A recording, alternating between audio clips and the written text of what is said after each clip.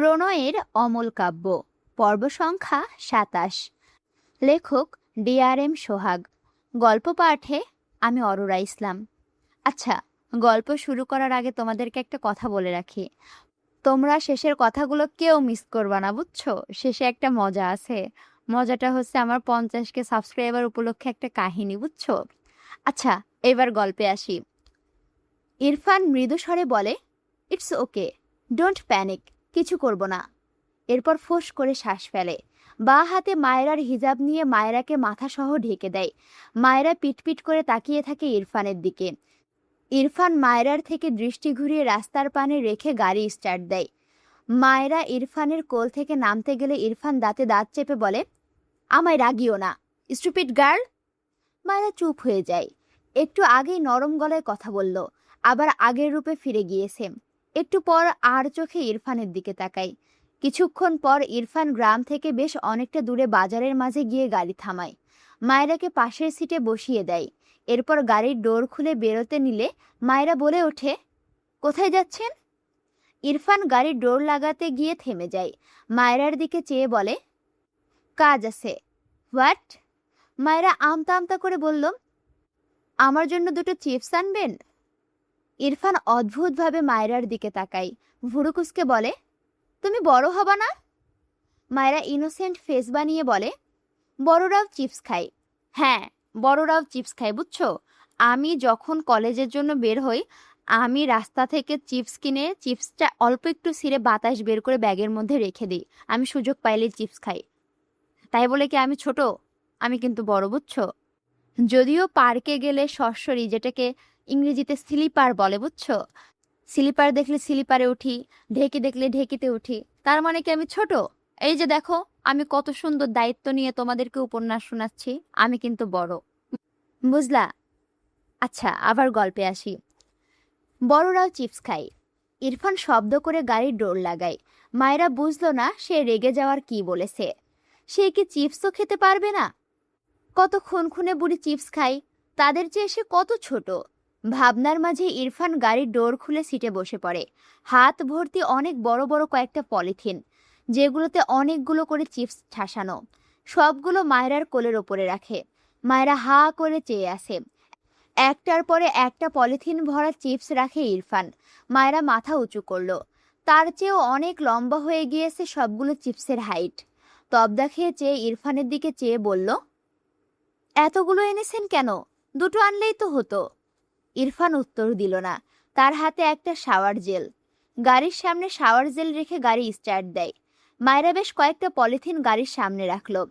তার অর্ধেকে নেমে আসলেই মায়রা পলিথিন থেকে সবগুলো চিপস বের করে রাখে কোলের ওপর। জায়গা না হওয়ায় এদিক ওদিক পড়ে আসে। ইরফানের কোলের ওপর দুটো সিটকে প্যাকেট চাই।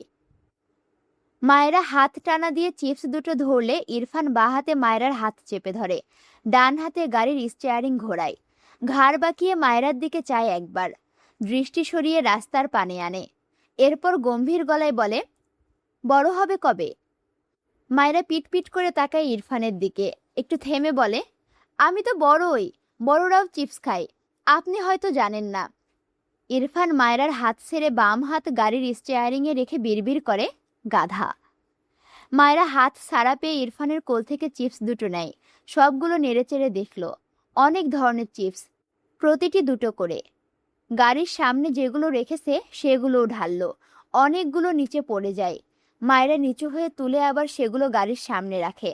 মায়েরার মন ভালো হয়। এর মধ্যে মনে হচ্ছে অনেক চিপসই সে খায়নি কখনো। যেটা পছন্দ হলো সেটা সবার আগে ছিঁড়ে মুখে পুরল। বেশ কয়েকটা খেয়ে ইরফানের দিকে তাকায়। ইরফান গাড়ি চালানোয় ব্যস্ত। মায়েরা খুশির জোয়ারে উৎফুল্ল কণ্ঠে বলে ওঠে, থ্যাংক ইউ বর, আপনি একটু একটু ভালোই। কথাটা বলে আরেকটা চিপস মুখে নেয়। কামড় দেওয়ার আগে মনে হয় কি বলল সে। আর চোখে ইরফানের দিকে তাকায়। মুখ ফসকে কি বলে ফেলেছে ভাবতেই নিজেই বরফ হয়ে বসে রইল। মুখের চিপস এর আগে কামড় বসানোর কথা মনে থাকলো না। কি জ্বালা, এমন লাগছে কেন? ভুল ভুল শব্দ বলে দিল। মুখের ব্রেক থামে না কেন তার? ইরফান গাড়ির স্পিড বাড়ায়, ঠোঁট বাঁকিয়ে সূক্ষ্ম হাসে। কিছুক্ষণের মাঝে তার ফুপির বাসার সামনে গাড়ি থামায়। এরপর ঘাড় বাঁকিয়ে মায়রার দিকে চেয়ে গম্ভীর গলায় বলে, বের হও। মায়েরা ইরফানের দিকে তাকিয়ে অপরাধীর ন্যায় বলে, সরি। ইরফান ভুরু কুঁচকে বলে, হোয়াই? মায়েরা কি বলবে বুঝল না। বরকে বর ডাকার জন্য সরি বলছে। কোন বউ এটা করে? মায়েরা নিজেই নিজের ওপর বিরক্ত হলো। ইরফানকে তার দিকে ভুরু কুঁচকে তাকিয়ে থাকতে দেখে দাঁত বের করে হেসে বলে, মাই উইশ। ইরফান বিরক্ত হয়ে বলে, স্টুপিড। মায়েরা মনে মনে হাসে। এই লোকটাকে কিছু জিজ্ঞেস করলে এইভাবে আনসার দেয়। এখন বুঝুক কেমন লাগে। ইরফান ডোর খুলে গাড়ি থেকে বের হয়। মায়েরার অপর পাশে এসে ডোর খুলে দিলে মায়েরা যতগুলো পারল ততগুলো চিপসের প্যাকেট 2 হাতে ভর্তি করে নিল। এরপর মাথা তুলে ইরফানের দিকে চেয়ে অসহায় হয়ে বলে, আর নিতে পারছি না। ইরফান নিচু হয়ে গাড়ির সামনে থেকে সবগুলো চিপস পলিথিনে ভরল ফটাফট। মায়েরার কোলের ওপর থেকে চিপসগুলো নিয়ে সেগুলো পলিথিনে ভরে সবগুলো এক হাতে নিল, অপর হাতে শাওয়ার জেল। মায়েরা গাড়ি থেকে নেমে ইরফানের পিছু পিছু যায়। ইরফান বাড়ির ভেতরে গিয়ে চিপসের প্যাকেটগুলো টেবিলের ওপরে রেখে মায়েরার হাত ধরে নিয়ে যেতে থাকে। মায়েরা চেঁচিয়ে বলে, আরে কি করছেন? ছাড়ুন আমায়। ইরফান শুনল না। মায়েরার হাত চেপে তার ঘরে নিয়ে যেতে লাগলো। ত্রিনা বেগম ঘর থেকে বেরিয়ে আসে। মায়েরাকে ইরফান নিয়ে যাচ্ছে দেখে তিনি আর কিছু বললেন না, মৃদু হাসল শুধু। ইরফানের অবস্থা দেখে তিনি হাসেন। এই ছেলেকে আগে তার বাড়িতে আনতে কত বেগ পোহাতে হতো, এখন পারলে নিয়মিত আসে। কারণ তো অজানা নয়। ইরফান মায়েরার হাত থেকে টান মেরে চিপসের প্যাকেট নিয়ে ছুঁড়ে ফেলে। এরপর মায়েরার হাতে শাওয়ার জেল ধরিয়ে দিয়ে গম্ভীর গলায় বলে, শাওয়ার নাও ফাস্ট। মায়েরা শাওয়ার জেল উল্টে পাল্টে দেখে, এগিয়ে দিয়ে বলে, ওই ওয়াশরুমে সাবান আছে, এটা আপনি রেখে দিন। ইরফান রেগে বলে, স্টুপিড, কিছু শুনতে চেয়েছি? পুরোটা দিয়ে এক্ষুনি শাওয়ার নিবে যাও। মায়েরা অদ্ভুত চোখে তাকায়। পুরোটা মানে? এটা তো 6 মাস যাবে মনে হচ্ছে, সেটা সে একদিনে ঢেলে দিবে? এত বড় শাওয়ার জেল এনেছে কেন? ইরফানের দিকে চেয়ে বলে, পাগল নাকি আপনি? এটা লাগবে না আমার, রাখুন তো। ইরফান বিরক্ত হয়। এই স্টুপিডকে ভালোভাবে কিছু বললে শুনবে না। মায়েরার দিকে চেয়ে ইরফান তার শরীর থেকে কোট খুলে ছুঁড়ে ফেলে। 2 হাতে সাদা শার্টের হাতা গুটিয়ে নেয়। এরপর বাঁ হাতে মায়েরার পেট চেপে তাকে উঁচু করে ধরে। দ্রুত পায়ে ওয়াশরুমে গিয়ে মায়েরাকে দাঁড় করিয়ে শাওয়ার অন করে দেয়। ঝপঝপ করে বৃষ্টির ফোঁটার ন্যায় পানি পড়তে থাকে। মায়েরার মাথা থেকে হিজাব পড়ে যায়। পানির কণাগুলো চুল পেরিয়ে শরীর ছুঁয়ে দেয়। মায়েরা চেঁচিয়ে ওঠে। সয়ে যেতে নিলে ইরফান মায়েরাকে টেনে ধরে শাওয়ারের নিচে। পানির দাপটে মায়েরার চোখ বন্ধ হয়ে আসে। আদো আদো চোখ মেলে তাকিয়ে চেঁচিয়ে বলে, ছাড়ুন আমায় অসভ্য লোক। কথাটা বলে হাতের শাওয়ার জেলের বোতল ইরফানের দিকে ছুঁড়ে মারে। ফলস্বরূপ বোতলটি ইরফানের বুকে গিয়ে লাগে। ইরফান শক্ত চোখে মায়েরার দিকে তাকায়। নিচু হয়ে বোতলটি তুলে নিয়ে এগিয়ে এসে শাওয়ার অফ করে দেয়। বাঁ হাতে মায়েরাকে নিজের সাথে চেপে ধরে শাওয়ার জেলের বোতল মায়েরার মাথার ওপর ঢেলে দেয়। ডান কাঁধে ঢেলে দেয়। সবগুলো ঢেলেছে। মায়েরা মোচড়ামুচড়ি করছে। ইরফান তার কাজ শেষে ফাঁকা বোতল ছুঁড়ে ফেলে। মায়েরাকে ছেড়ে 2 পা পিছিয়ে গিয়ে দাঁড়ায়। মায়েরার পা থেকে মাথা পর্যন্ত চোখ বোলায়। মায়েরা ঢোক গিলছে। ভেজা জামা গায়ের সাথে একদম লেপ্টে আছে। ইরফান গম্ভীর গলায় বলে, তুমি জেলগুলো গায়ে মাখবে নাকি আমি স্টার্ট করব? মায়েরা মাথা নিচু করে চোখ বড় বড় করে তাকায়। মাথা তুলে ইরফানের দিকে তাকিয়ে কণ্ঠে ঝাঁজ নিয়ে বলে, আপনার একটুও লজ্জা নেই? ইরফান মায়েরার ভেজা মুখপানে চেয়ে অকপটে বলে, নো। ইরফানের দৃষ্টি দেখে মায়েরা মাথা নিচু করে নেয়। মিনমিনে গলায় বলে, আপনি বাইরে যান। নো। মায়েরার হাত পা সরিয়ে কাঁদতে ইচ্ছে করছে। চোখ তুলে ইরফানের দিকে তাকিয়ে বলে, যান বলছি, মেয়েদের গোসল করা দেখতে চান? ইরফান ভুরু কুঁচকে বলে, তোমার বডিতে নোংরা লেগেছে, ভালোভাবে ক্লিন করতে হবে, স্টার্ট করো ফাস্ট। মায়েরা কাঁদো কাঁদো মুখ করে বলে, বিশ্বাস করুন আমার শরীরে একদম ময়লা নেই, আমি কোনো নর্দমায় পড়িনি, আমি অনেক সাবধানে চলাফেরা করি। ইরফান এগিয়ে আসতে নিলে মায়েরা দেওয়ালের সাথে চেপে গিয়ে বলে, করছি করছি, এগোচ্ছেন কেন? ইরফান দাঁড়িয়ে যায়। গম্ভীর স্বরে বলে, ফাস্ট।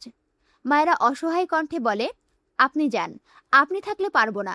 ইরফান রেগে বলে, আমায় রাগিও না, নয়তো আমি স্টার্ট করব। কথাটা বলতে বলতে শার্টের হাতা গোটায়। মায়েরা রেগে বলে, আপনি একটা অসভ্য লোক, আমি আপনার সামনে সব খুলব। ইরফান তীক্ষ্ণ চোখে চেয়ে ভাবলেশীন হয়ে বলে, সো হোয়াট?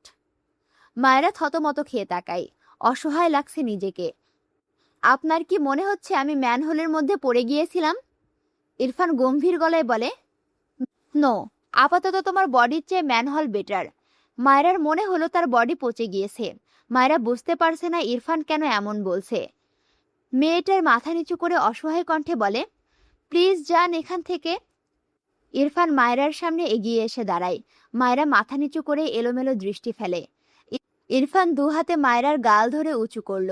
ভিজে চুপচুপে হয়ে আছে মেয়েটা, চোখ নিচে নামানো, কেমন হাঁসফাঁস করে। ইরফান ডান হাতের বুড়ো আঙুল দিয়ে মায়েরার কপালে লেগে থাকা বিন্দু বিন্দু পানির কণা মুছে দেয়। বা হাতের বুড়ো আঙুলের সাহায্যে গলার তিলে আঙুল ছোঁয়ায়।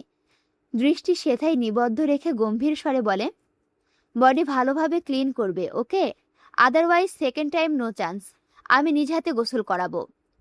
মায়েরা ঢোক গিলে আমতা আমতা করে বলে, করব, ভালোভাবে করব। ইরফান মায়েরার মুখের দিকে তাকায়, মৃদুস্বরে বলে, গুড গার্ল। কথাটা বলে ইরফান ওয়াশরুম থেকে বেরিয়ে যায়। মায়েরা আটকে রাখা শ্বাস ফেলে। আচ্ছা, এরপরে কি হবে তা দেখার জন্য যে তুমি হা করে তাকায় আছো, তোমার হার মধ্যে এক গ্লাস পানি, বুঝছো? এখানকার দৃশ্যপট লেখক এখানেই শেষ করে দিয়েছে। এবার আসি দুপুরবেলা, বুঝলা? ইরফান দুপুর পরে গ্রাম থেকে ব্যাক করে অফিসের সব কাজ সামলে নিয়েছে। বেশ রাত করে বাড়ি ফিরল। গ্রামে গিয়েছিলে কেন? বাবার কথায় ইরফানের পা থেমে যায়। ভুরুকুসকে বলে, কাজ ছিল। কাজটা কি সেই ছেলের হাত ভাঙা? ইরফান পিছু ফিরে তাকায় তার বাবার দিকে। ভাবনাবিহীন উত্তর করে, মেবি। তারেক নওয়াজ কটমট দৃষ্টিতে তাকায় ইরফানের দিকে। রেগে বলে, তুমি কি এখন শিক্ষকতা ছেড়ে গুন্ডামিতে যোগ দিতে চাইছো? ভেবে দেখব। তারেক নওয়াজ হতভম্ব হয়ে চেয়ে রইল ছেলের পানে। গাজীপুর থেকে ফিরে আসলে গ্রামে এক পরিচিত লোক তাদেরকে কল জানায়। তার ছেলের হাত ভেঙে দিয়েছে তার ছেলে ইরফান। লোকটার বোনের মেয়ের বিয়ে ছিল আজ। সেসব রেখে সেই ছেলেকে নিয়ে হসপিটালে দৌড়ায়। তারেক নওয়াজ এর মোটামুটি ভালোই সম্পর্ক ছিল লোকটার সাথে। এখন ইরফানের জন্য কি একটা সিচুয়েশন ক্রিয়েট হয়ে গেল। ছেলের দিকে তাকিয়ে রেগে বলে, তোমাকে কেউ কিছু বললে গায়ে তো লাগাও না? এখন কি আমার মান সম্মানটাও খাবা বলে মাঠে নামছো? হাত ভেঙেছো কেন ছেলেটার? ইরফান বিরক্তি কণ্ঠে বলে, মান সম্মান খাবো না বলে তো জাস্ট একটা হাত ভাঙলাম। তারেক নওয়াজ বিস্ময় নিয়ে বললেন, ছেলেটার হাত ভাঙার পরও তোমার মধ্যে বিন্দুমাত্র অনুশোচনা দেখছি না। দূরে দাঁড়িয়ে থাকা রুমা নওয়াজ এর দিকে তাকিয়ে বলে, তোমার ছেলেটাকে এবার একটু মানুষ হতে বলো রুমা। ইরফান বিরক্ত হয়ে সিঁড়ি বেয়ে উঠতে উঠতে বলে, ছেলেটার হাত ভালো না, যেখানে সেখানে চলে যায়, তবুও তো সাথেই রেখেছি। এত আপসেট হওয়ার কি আছে, স্টেন্স? তারেক নওয়াজ অদ্ভুত চোখে তাকিয়ে রইল ইরফানের দিকে। মানে হাত ভাঙার অনুশোচনাতে নেই ইরফানের মাঝে, বরং হাত সাথে রেখেছে এটার জন্য আফসোস করছে। বাকহারা হয়ে ইরফানের প্রস্থান দেখল। এটা তারই ছেলে তো? সে এত ভদ্র একটা মানুষ, তার ছেলে ইরফান। রুমা নওয়াজের দিকে তাকিয়ে বলে, ভাবছি ইরফান যে হসপিটালে হয়েছে, একদিন সেখানে খোঁজ নিতে যাব। কোন তেরার ছেলের সাথে যে আমার ভদ্র ছেলের বদল হয়েছে আল্লাহই জানে। তারেক নওয়াজের কথায় রুমা নওয়াজ কটমট দৃষ্টিতে তাকায় স্বামীর পানে। রেগে বলে, আমিও যাব একদিন পাগলা গারদে। আমার স্বামীর মুখোশ পরে কোন পাগল আমার সাথে বসে বসে সংসার করছে সেই খোঁজ নিতে। কথাটা বলে শব্দ করে পা ফেলে ঘরে চলে গেল। তারেক নওয়াজ হতভম্ব চোখে স্ত্রীর যাওয়ার পানে চেয়ে রইল। ছেলের জন্য মাথা নিচু, বউয়ের কাছে পাগল, এসব তার সাথে হচ্ছেটা কি? অসহায় মুখ করে তার ঘরের দিকে হাঁটা ধরল। তার স্ত্রী তাকে না ধুয়ে থাকতে পারে না। এ আর নতুন কি? দেখতে দেখতে আরো এক সপ্তাহ চলে যায়। শুদ্ধ গ্রামে এসেছে আজ। সন্ধ্যার পর বাসা থেকে বেরিয়ে নাসিমের নাম্বারে কল করে দেখা করতে। নাসিম আশেপাশেই ছিল, তাই শুদ্ধ নাসিমকে নিয়ে তাদের বাড়িতে আসে। মায়েরা ঘর থেকে বের হয়। দুপুরের পর থেকে বসে বসে পড়ছিল, ঘর থেকে বের হয়নি। মাত্র বের হলে সামনে শুদ্ধকে দেখে হেসে বলে, কেমন আছেন ভাইয়া? শুদ্ধ কিছু বলার আগে পাশ থেকে নাসিম অবাক হয়ে বলে, বারবি ডল? মায়েরা শুদ্ধর পাশে সেই বাসের ছেলেটাকে দেখে চোখ বড় বড় করে তাকায়। রেগে বলে, আপনি আমায় ফলো করতে করতে বাসায়ও চলে এসেছেন? আপনি জানেন আমার জামাই কত রাগী? আপনাকে উড়ে দিতে এক সেকেন্ডও লাগবে না তার। নাসিম হাঁ করে চেয়ে আছে। পাশ থেকে শুদ্ধ নিজেও অবুঝ নয়নে চেয়ে আছে। তবে মায়েরার কথা শুনে ঠোঁট টিপে হাসলো। ফোন বের করে রেকর্ডের অপশন অন করে বলে, তোমার জামাই কি মারবে মায়েরা? আরেকবার বলো তো। মায়েরা নাসিমের দিকে চেয়ে বিরক্তি কণ্ঠে বলে, আমার জামাইয়ের মাথা থেকে পা পর্যন্ত শুধু রাগ আর রাগ। যদি জানে তার একমাত্র বউয়ের পিছনে কেউ পড়েছে, তবে তাকে ঠুস করে উড়ে দিতে 1 সেকেন্ডও সময় লাগবে না তার। বুঝলেন? শুদ্ধ হাসলো। ভালোই উন্নতি হয়েছে মনে হচ্ছে এদের। হাসি থামিয়ে বলে, মায়েরা তোমার জামাইয়ের দুটো খারাপ গুণ বলো তো। মায়েরা নিজে জামাই শব্দটা শুনে একটু লজ্জা পেয়ে যায়। ওটা তো কথায় কথায় বলে ফেলেছে। আর নাসিম তো বাইরের মানুষ, তার সামনে ইরফানকে নিয়ে বলবে কেন? শুদ্ধ বোধহয় মায়েরার মনোভাব বুঝলো, তাই গলা ঝেড়ে বলল, নো প্রবলেম মায়েরা, ও আমাদের ফ্রেন্ড, তুমি নির্দ্বিধায় বলতে পারো।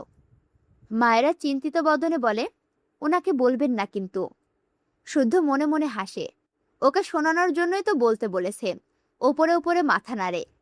মায়েরা মুখ ফুলিয়ে বলেন, আসলে উনি গন্ডার প্রোম্যাক্স, ওনার অনুভূতি নেই, তার ব্যথা লাগে না। আর উনি হলো থাপ্পড় মারার যন্ত্র। ঘূর্ণিঝড় কালবৈশাখী যেমন পরিবেশ নষ্ট করতে ধেয়ে আসে ঘূর্ণিঝড় কালবৈশাখী যেমন পরিবেশ নষ্ট করতে ধেয়ে আসে, আপনার বন্ধু ওইভাবে থাপ্পড় মারার জন্য আমার গালের মানচিত্র পাল্টাতে ধেয়ে আসে। আবার মাঝে মাঝে একটু মেন্টালদের মতো আচরণ করে। লাস্টে মিনমিন করে বলে, তবে একটু একটু ভালোও আছে। কথাগুলো বলে শুদ্ধর দিকে চেয়ে বলে, আপনারা তার বন্ধু বলেই কিন্তু বলেছি, তাকে বলবেন না যেন। নাহিদ গম্ভীর চোখে মায়রার দিকে চেয়ে আছে। মায়রা খেয়াল করলে বলে, আপনি আবার আমার দিকে তাকাচ্ছেন কেন? শুনলেন না আমি আপনার বন্ধুর বউ? শুদ্ধ অবাক হয়ে বলে, কি হয়েছে মায়রা? মায়রা শুদ্ধকে বিচার দেয়, ভাইয়া, এই লোকটা আমাকে অনেক দিন ধরে ডিস্টার্ব করে, কিছু বলুন তো। শুদ্ধ নাসিমের দিকে তাকিয়ে বলে, ছি ছি ছি, এত অধঃপতন হয়েছে তোর? শেষমেশ ইরফানের বউয়ের পিছু পড়লি? নাসিম রেগে তাকায় শুদ্ধর দিকে, অতঃপর বলে, ওকে ইরফান কবে বিয়ে করলো? ওকে তো আমি বিয়ে করব। শুদ্ধ অবাক হয়ে বলে, এই সে? নাসিম রেগে বলে, হ্যাঁ, ইরফান তো ওকে ডিভোর্স দিতে চাই, কবে দিবে? শুদ্ধ মায়রার দিকে তাকালে দেখলো মায়রা কৌতূহলী দৃষ্টিতে তাদের দিকে চেয়ে আসে। মৃদু হেসে বলে, মায়রার মা ডেকে বলে, আমার এক ফ্রেন্ড এসেছে। মায়রা অনিচ্ছা সত্ত্বেও মাথা ভর্তি চিন্তা নিয়ে ত্রিনা বেগমের দিকে যায়। আসলে ইরফান তাকে ডিভোর্স দিবে? তার বন্ধুরাও জানে, তবে তার খেয়াল রাখে যে এত। মনটা হঠাৎই খারাপ হয়ে গেল। শুদ্ধ তার ফোন পকেটে রেখে বলে, তোর মামাতো ভাইয়ের হাত কে ভেঙেছে জানিস? কে? শুদ্ধ ঠোঁট টিপে হেসে বলে, ইরফান। নাসিম চেঁচিয়ে ওঠে, কি? শুদ্ধ কানে এক আঙুল ঢুকিয়ে বলে, আরে আস্তে, এর কারণ জানি না, তবে মায়রা রিলেটেড ছাড়া কিছু হবে না। গ্রামে আসেই মায়রার জন্য, হাত ভাঙবে আবার কার জন্য? ওকে পছন্দ করলাম আমি, বিয়ে করলো ইরফান, এসব কি ভাই? শুদ্ধ মন খারাপের ভান করে বলে, এখন ভুলে যা, বিয়ে করে নে আরেকজনকে, নয়তো ইরফান তোর ভাইয়ের হাত ভাঙলো, তোকে আবার না জানে একেবারে পঙ্গু করে দেয়। নাসিম বিরক্ত হলো। মাস 3 আগে একবার গ্রামে এসে মায়রাকে দেখেছিল, তখনই ঠিক করেছিল এই মেয়েকে বিয়ে করবে। এক দেখাতে ভালো লাগার মতো একটা মেয়ে। কয়েক মাসে ভালো লাগার পরিমাণ দীর্ঘ হয়েছে। এখন শুনছে সে মেয়ে ইরফানের বউ। শুদ্ধর দিকে চেয়ে রেগে বলে, তোর ফালতু বকা বন্ধ কর। ইরফান যা কাঠখোট্টা মানুষ, মায়েরা ওর বিপরীত ধর্মী। যা বলছিস সব স্বপ্নেই সম্ভব, বাস্তবে না। সারাদিন আমার পা ধরে বললেও বিলিভ করব না। ইরফান ডিভোর্স দিলে ওকে আমিই বিয়ে করব। শুদ্ধ চোখ ছোট ছোট করে তাকালো নাসিমের দিকে। হেসে ঘড়িতে দেখলো রাত বাজে 9টা। হেসে বলল, ম্যাজিক দেখবি? নাসিম এমনিতেও রেগে আছে, মেজাজ খারাপ লাগছে। শুদ্ধর বাদরামিতে আরো মেজাজ খারাপ হচ্ছে। শুদ্ধ পকেট থেকে ফোন বের করে মায়রা সেই রেকর্ড সেন্ড করে ইরফানকে, সাথে একটা ছোট্ট মেসেজ। ছেলেটা মায়রার পিছু পিছু আমাদের বাড়িতে চলে এসেছে। বলছি তোর জন্য তো সিনিয়র মেয়ে দেখছি।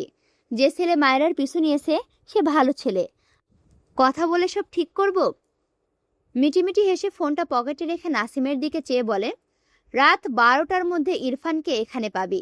এরপর শুদ্ধ নাসিমের কাঁধে হাত দিয়ে বলে, মায়রার প্রথম কথাতেই বোঝা যাচ্ছে ওকে কেউ ডিস্টার্ব করেছে, আর আমিও মশটা দিলাম। এবার আমাদের নির্দয় ইরফান বাবু ঝড়ের গতিতে তার না মানা বউয়ের কাছে উড়াল দিয়ে চলে আসবে, আর তোকে সুন্দর করে শায়েস্তা করবে। নাসিম শুদ্ধর হাত নামিয়ে সোফায় বসে। ওকে, আমিও ওর আসার ওয়েট করছি। দেখি তোর কথা কতটুকু সত্য। সত্য হলেও কি, ওকে আমার পছন্দ হয়েছে, আমি ওকেই বিয়ে করব। শুদ্ধ ভুরুকুসকে বলে, ইরফানের সাথে পারবি? ফালতু ঝামেলা করিস না, ফান করছি না আমি। নাসিম চোখ বুজে বলল, আমিও ফান করছি না ভাই। 3 মাস একেবারে কম নয়। ওকে নিয়ে ডেইলি ভাবি আমি, একদম বারবি ডলের মতো। তুই পারলে আমাকে হেল্প কর, আমি ছ্যাঁকা খাইতে পারবো না। তাছাড়া শুনলি না, ইরফান ওকে মারে। এই পুতুলকে মারে কেমনে? আমার তো ভাবলেই কলিজায় লাগে। ওই টপিকে একেবারে ইরফানের সাথেই কথা বলবো। শুদ্ধ চিন্তিত হলো, এরা দুজন কোন হাঙ্গামা করবে এখন। ইরফান ঘন্টাখানেক হলো ভার্সিটি খাতা কাটছিল। ফোনে টুং করে শব্দ হতে হাত বাড়িয়ে ফোন চেক করে। শুদ্ধর দেওয়া ভয়েসে ক্লিক করলে মায়রার কথা ভেসে আসে। প্রথমে ভয়েসটা শুনে ঠোঁট বাঁকিয়ে একটু হাসে। ডান হাতে কফির মগ তুলে নিয়ে ফোন সহ বেলকনিতে যায়। বিড়বিড় করে, যতটা গাধা ভাবি ততটা না। এরপর দ্বিতীয় ভয়েসটা গম্ভীর মুখে শোনে, রাগের আভা নেই মুখে। যখন মায়রার মেন্টাল কথা কানে আসে তখন ইরফান বিড়বিড় করে, স্টুপিড গার্ল। এরপর শুদ্ধর মেসেজে চোখ বুলাই। প্রথম ভয়েস আবারও ওপেন করে। মনে হলো মায়রা কাউকে বলছেন, মানে শুদ্ধর কথা মিথ্যা নয়। মুহূর্তে চোয়াল শক্ত হয়ে যায়। শুদ্ধর নাম্বারে কল দিলে সাথে সাথে রিসিভ হয়। ইরফান বলে ওঠে, ছেলেটা কে? শুদ্ধ শব্দ করে হেসে ফেলল। যদিও এখন হাসির সময় না, দুই বন্ধুর মাঝে ঝামেলা লাগতে যাচ্ছে আর সে হাসছে। কিন্তু ইরফানের কাহিনী দেখে না হেসেও পারে না। ইরফান রেগে বলে, যা জিজ্ঞেস করলাম বল। শুদ্ধ নিজেকে সামলে বলল, নাসিম, ওর বারবি ডল এই মায়রা। ইরফান অবাক হয়ে বলে, হোয়াট? শুদ্ধ হেসে বলে, তা দিয়ে দিবি ওর বারবি ডলকে? ও আমাদের বাসায় আছে। শেয়াল যেমন মুরগিকে ধরতে চাই, ও মায়রাকে বারবার এভাবে ধরতে যাচ্ছে। আমি তোর দায়িত্ববান বন্ধু আর ভাই বলে তোর বউকে পাহারা দিচ্ছি। কতক্ষণ পারবো জানি না। ইরফান দাঁতে দাঁত চেপে বলে, ওকে এক্ষুনি বের করে দে বাসা থেকে। শুদ্ধ হেসে বলে, যাচ্ছে না, মায়রাকে ডেকে আনি যাই, ওদের গল্প করার স্পেস দেই একটু। তুই নিশ্চিন্তে ঘুমা। কথাটা বলে কল কেটে দিল। ওপাশ থেকে ইরফান হাতের মগ ছুঁড়ে ফেলল। বিড়বিড় করে, স্টুপিড গার্ল, তোমার মুখে পার্মানেন্ট কালি মাখাবো আমি, ওয়েট। এরপর গটগট পায়ে ভেতরে গিয়ে টেবিলে বিছানো এক্সামের খাতাগুলো গুছিয়ে রাখলো। দ্রুত রেডি হয়ে বের হয়ে গেল বাসা থেকে। নাসিম কটমট চোখে শুদ্ধর দিকে চেয়ে আসে। শুদ্ধ পাত্তা দিল না। নাসিম রেগে বলল, আমি শেয়ালের মতো ওত পেতে আছি? শুদ্ধ মিটিমিটি হেসে বলল, তা নেই, মায়েরাকে ডেকে আনলে বারবি ডল বারবি ডল করে তো মুখে ফেনা তুলবি, গল্পও করবি, করবি না? মুহূর্তে নাসিমের মুখ থেকে রাগের আভা মিলিয়ে যায়। স্বাভাবিক গলায় বলে, যা ডেকে আন তবে।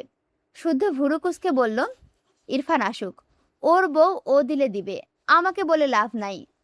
নাসিম হতাশার শ্বাস ফেলে মন খারাপ করে বসে রইল। কি কপাল তার! একটাই মেয়ে জীবনে পছন্দ করলো, তাকেই তার বন্ধুর বউ হতে হলো। মনটাই ভেঙে গেল। নাসিম আর শুদ্ধদের বাড়ির সামনের অন্ধকারে বসেছিল। রাত প্রায় 12টার কাছাকাছি। ইরফানের গাড়ি এসে থামে। শুদ্ধ হেসে নাসিমের উদ্দেশ্যে বলে, বুঝলি কিছু? নাসিমের মন আরো খারাপ হয়। তার কপাল যে পুড়ছে খুব ভালো করেই বুঝল। ইরফান নাসিমকে দেখে এগিয়ে এসে বলে, তুই এখনো যাসনি কেন? নাসিম হেসে বলে, বারবিডল যেখানে আমিও সেখানে। তুই আমার বারবিডলকে ডিভোর্স দিয়ে দে, আমি ওকে বিয়ে করব। কথাটা বলতে দেরি হলেও ইরফানের নাসিমের গাল বরাবর ঘুষি দিতে দেরি হয়নি।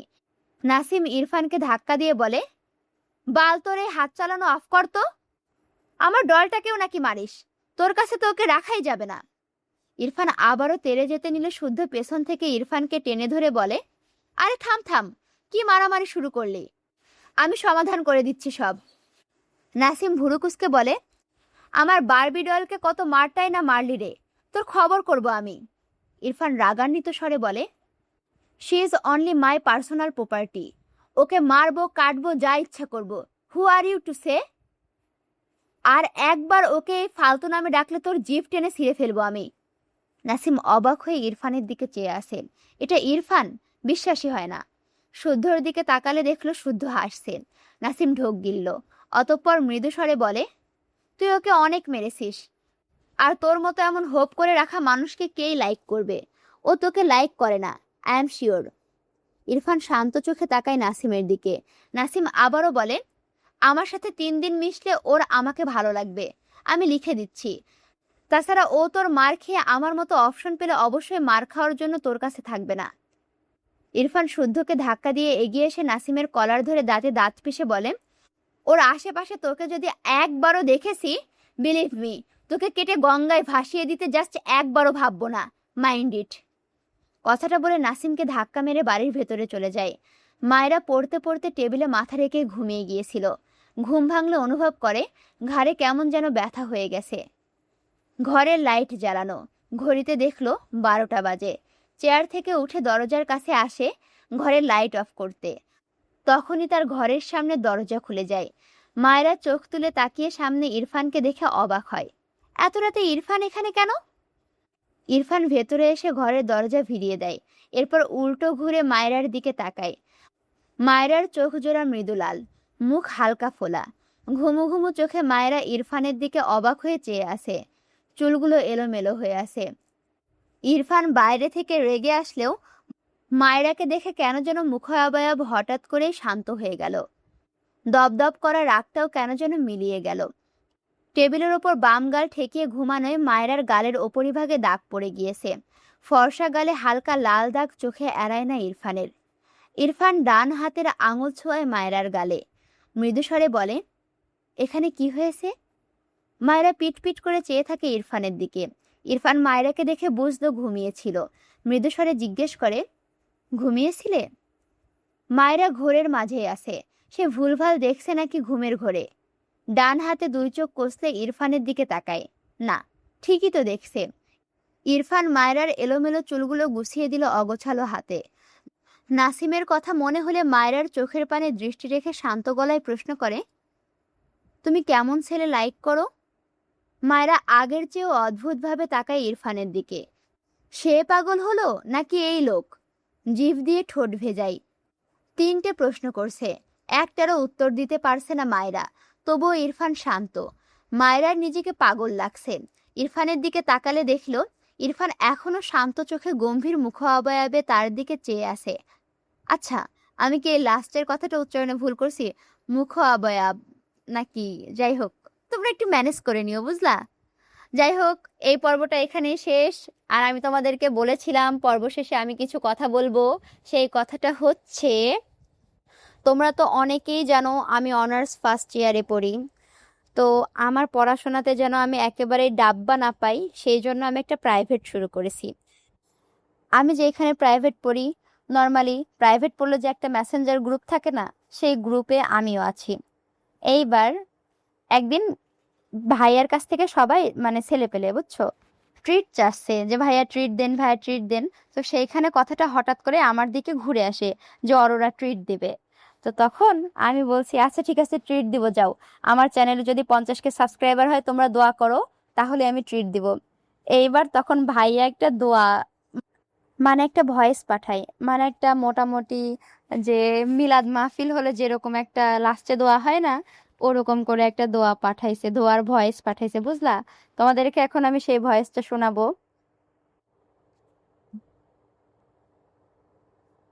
ربنا ظلمنا قلمنا خلمنا আল্লাহ রব্বুল আলামিন, ওই অরোরার চ্যানেলের জীবনেও যেন 50,000 সাবস্ক্রাইবার না হয়, 50টা সাবস্ক্রাইবারও যেন না হয় গো মাবুদ। ওর চ্যানেলে যেন 10টার বেশি ভিউ না হয়, ওর চ্যানেলে যেন জীবনে উপরে উঠে না যায়, ওর চ্যানেল যেন ইউটিউব থেকে হারায়া যায়। ও চ্যানেলের উপরে বাজ পড়ুক, ভূমিকম্প হোক, ঘূর্ণিঝড় হোক, জলোচ্ছ্বাস হোক, সুনামি গিয়ে ওর চ্যানেলকে তুমি ভাসিয়ে দাও গো আল্লাহ। তবে যদি ও খাওয়ায় আমাদের, সেই খাওয়ার বিনিময়ে আমার দোয়া তুমি উইথড্র করে দিও গো মাবুদ। সবাই বলো আমিন। তোমরা বুঝতে পারছো কি মারাত্মক লেভেলের দোয়া করছিল আমার জন্য সবাই মিলে? তো আমি আবার দোয়ার আগে বলছিলাম, আমাকে জিজ্ঞাসা করছে, শোনো, খাওয়ার উপরে কিন্তু দোয়া হবে। যদি খাওয়া হালকা পাতলা নাস্তা হয় তাহলে দোয়া শুরু করেই শেষ। যদি একটু ভারী খাবার হয় তাহলে মোটামুটি হবে, ভালো করে দোয়া মানে একটু কান্নাকাটি।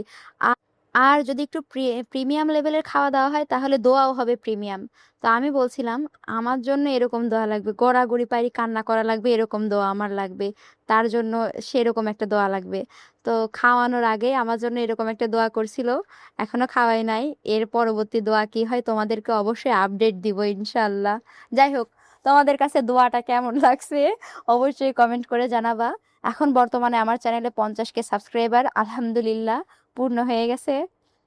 আর হ্যাঁ, তোমরা এবার ভিডিওতে বেশি বেশি করে লাইক কমেন্ট শেয়ার করো। আর এখনো যদি আমার চ্যানেলটি সাবস্ক্রাইব করে না থাকো অবশ্যই সাবস্ক্রাইব করে পাশে থাকো, বুঝছো? দেখা হচ্ছে পরবর্তী ভিডিওতে। আমি তোমাদের সাথে আছি, তোমাদের অপ্রিয় পাঠিকা অরোরা ইসলাম। আল্লাহ হাফেজ।